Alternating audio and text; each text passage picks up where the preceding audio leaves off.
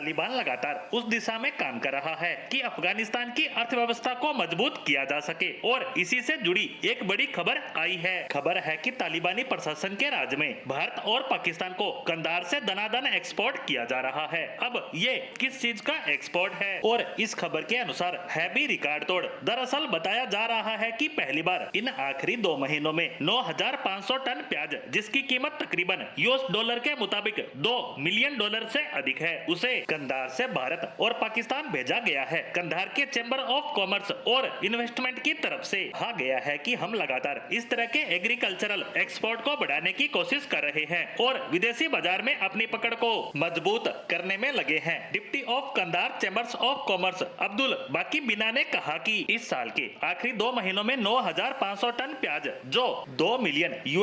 कीमत के हैं, को भारत और पाकिस्तान को एक्सपोर्ट कर पाए हैं और हमारी कोशिश है कि हम कंधार के उत्पादों के लिए और भी बाजार ढूंढ पाएं। इसके अलावा जो किसान इस तरह की खेतीबाड़ी कर रहे हैं वो विदेशी बाजारों तक पहुंच की खबर पर काफी खुश दिखाई दे रहे हैं। उन्हें लग रहा है कि इससे सिर्फ उनका ही नहीं बल्कि उनके मुल्क को भी फायदा होगा। अफगानिस्तानी किसान के अनुसार बात करें तो उनकी कड़ी मेहनत जो इस पूरे साल में हुई थी वो सफल हुई है और प्याज को भी सही दामों पर बेचा जा रहा है और ऐसे में एक्सपोर्ट से हमारी अर्थव्यवस्था भी मजबूत होगी। बता दें कि अफगानिस्तान में इस साल प्याज की बम्पर फसल हुई है, जिन्हें अब सरकार की सहायता से एक्सपोर्ट किया जा रहा है, जिससे किसानों को काफी फायदा मिल रहा है। देखा जाए तो जिस तरह से कंधार की तरफ से कदम उठाए जा रहे हैं वो काफी सराहनीय है, क्योंकि किसी को लग रहा था कि तालिबान से अफगानिस्तान का राज नहीं संभलेगा और देश को बुरे हालातों में लेकर जाएंगे, लेकिन ऐसा कुछ ना होकर वह लगातार आगे बढ़ रहा है, जहां उसे पॉजिटिव रिजल्ट भी मिल रहे हैं। वहीं